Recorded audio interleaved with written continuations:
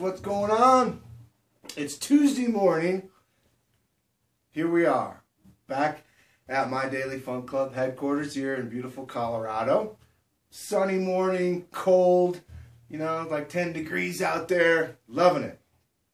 Today, I wanted to do a video for you to show you a couple things and a few different things in this video I want to talk about. The instrument that I'm playing, first of all, is my custom Tierra, handcrafted by Leonardo Bosquez down Texas. And this instrument is completely handmade. He doesn't, you know, everything is completely built by him and by hand. He's not all tooled up with a bunch of technology and stuff like that. You know, he's one of these kind of glue and chisels kind of builders. And he does a really good job, wonderful job in fact. And he has a real kind of original thing going on in terms of his design. Breaking away from the Fender look. And, you know, more power to him. Kudos. I like it. I love the look of this instrument. I think it's aggressive, it's cool, and it's very functional. Light swamp ash body, and obviously the deep access, long horn coming up over the top, so it has perfect balance. It has hip-shot hardware on it that I requested, of course, because I love hip-shot hardware. And Bartolini passive PJ pickups. Okay, volume, tone. It has really low action. It has 45 to 105 medium, you know, nickel round wound strings on it. But it's just one of those basses that it loves to have low action. It has an ebony fingerboard. So low action with an ebony fingerboard, for me, I like that sound because it has this influential thing that the ebony does with low action that I like that sound. Like typically, for me, the slightest sensing of any kind of buzz drives me insane. I immediately put relief in the neck and raise the action up. I don't like it on most basses. But for some reason, don't know why, with an ebony fingerboard, I don't mind a little bit of fret influence.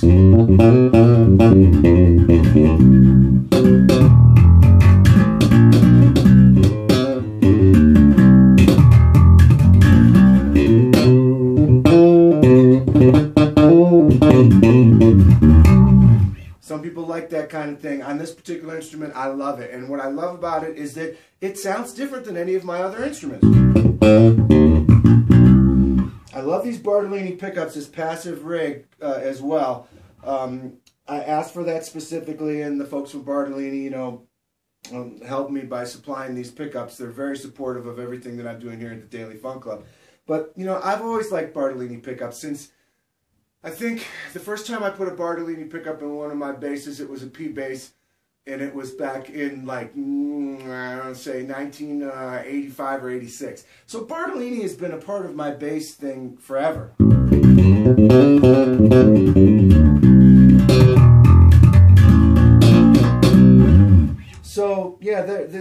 piece is it's real special, you know. It's very unique, and it has its own personality, and it's made completely by hand by Leonardo.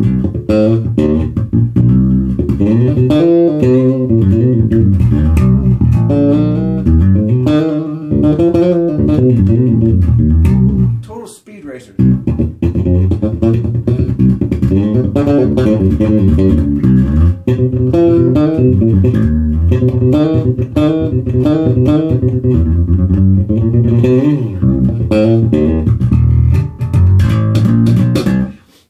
Let's hear what it sounds like just on the front pickup.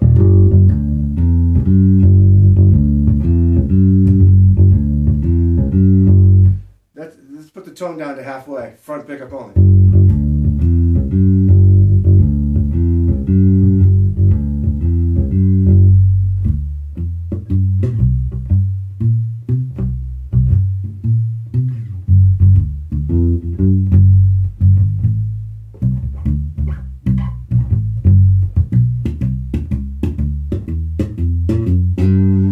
So, you know, I can clean up that buzzy kind of sound, and I don't mean that in a bad way, buzzy. I mean that influential kind of fretboard sound. I can just roll the tone back a little bit, roll it to the front pickup, and get that big, round, blossomy front, you know, split piece style pickup sound.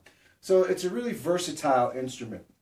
All right, now, the other thing that I want to talk about in this video is this cabinet right here, specifically, this Roger Baer 112 ML. I've been using these. I have the 15 version and the 12 version. The 12 version is right here. And we have it plugged into the Galen-Kruger MB Fusion 800. Okay, this cabinet is a different kind of design. The ML, in its name, it stands for mid-loaded. It has a coned mid-range slash high-end driver, and then the 12-inch woofer. I've become really into this sound, as opposed to the cabinets that have the high-frequency tweeter in it. There's nothing wrong with them. I like them too. But this is just something different. You know, for me, it takes a little bit of the kind of super transient high-end edge off and gives it more of a more smoother, the super high-end information is a little bit smoother. And I like it. You know, it's something different, and it's something very cool. It's internally crossed over. There's no control over what's happening between the two drivers. It's engineered to have a full range sound, and it really does. Okay, having said that, talking about the actual specific sound of it, that's one part of it, and that's going to be up to an individual's taste. But in terms of performance, I've always been the kind of player that brings plenty to a gig, meaning more than enough. I would never think that bringing a 112 standalone would do the job. You know what I mean? I'd always bring something bigger. But I did, on a few gigs recently, play this cabinet alone with no other cab, you know. Granted, it was a medium volume gig, but it really filled up the space that we were performing in with a really big sound. So it's super impressive in terms of what Roger's able to do within his design to get the most out of a small box. And it's definitely rigid and nice and stiff, you know what I mean? It's not flimsy. Sometimes in the lightweight realm, that's one of the things that's going to get sacrificed is the structural integrity, you know what I mean? They're going to use thinner ply, and the cabinet can be a little bit on the flimsy side in order to get it so light that the bass players of this day and age are willing to carry it around. It's very easy to transport, and you know, the thing about it is, it doesn't have the flimsiness of a lot of the lightweight cabs. So it feels real stout and sturdy and well built. Doles out a ton of low end, and it's small, and I just love it. Now the head, the best thing about this head and GK, the stuff that GK I have recently started, you know, working with, is this has a tube preamp in it, and out of all the Class Ds, it's the only one that I have that has a tube front end, you know what I mean? And that, you know, that's a contributing factor to this whole tone package that you're hearing.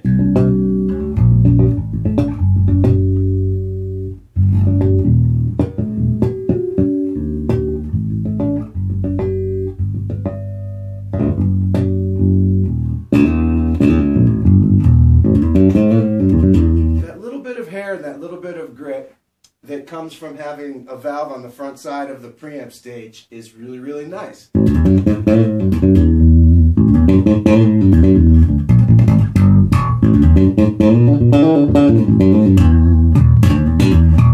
So that's what you're hearing is the Amplification 800, the 112 cab, and this Leonardo Bosquez Tierra bass. And what a great rig, you know. It sounds different than what I always, you know, typically go to, you know, with a P bass and lots of relief, you know, and that big kind of no fret influence sound.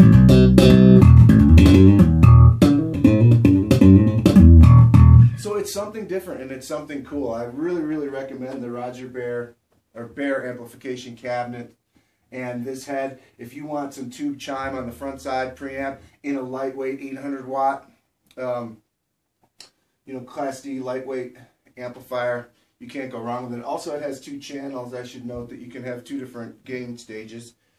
And yeah, Bartolini pickups.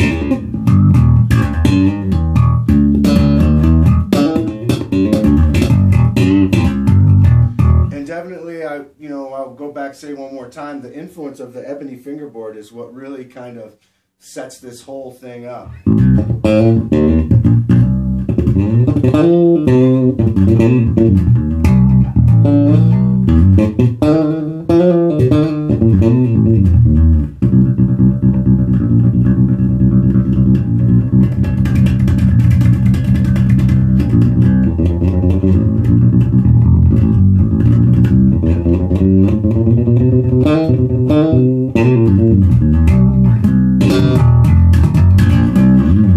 All right, friends, you guys have a great Tuesday. We'll see you next time.